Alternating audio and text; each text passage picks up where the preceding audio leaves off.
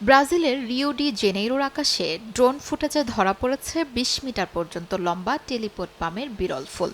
ভারত ও শ্রীলঙ্কার এই গাছ ব্রাজিলে নেওয়া হয় ১৯৬০ সালের দিকে। গাছটির জীবনে মাত্র একবার ফোটে এই ফুল।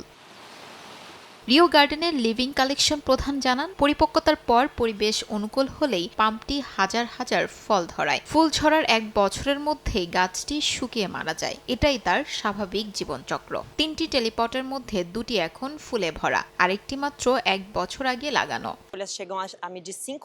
বর্তমানে ট্যালিপট পাম শুধু রিও ডি জেনেরিওতেই চাষ করা হয়। বোটানিক্যাল গার্ডেন ও শহরের ল্যান্ডফিল এলাকার সেই দুই জায়গায়ই এই পাম দেখা যায়। হাজার হাজার ফল উৎপাদনের পর ধীরে ধীরে এর পাতা শুকিয়ে যায় এবং শেষ পর্যন্ত গাছটি স্বাভাবিকভাবেই মারা যায়।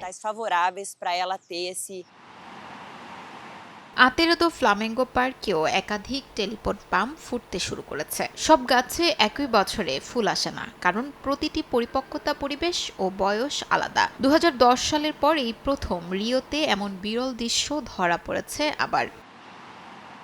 বোটানিক্যাল গার্ডেন এরই মধ্যে আগের ফুল ফোটা গাছ থেকে তৈরি করেছে চারা। ফুল ঝরার পর গাছ কেটে ফেলা হলেও নতুন চারা রোপণ করে প্রজাতিটি টিকিয়ে রাখার পরিকল্পনা চলছে। শিউলি রোজা, সময় সংবাদ।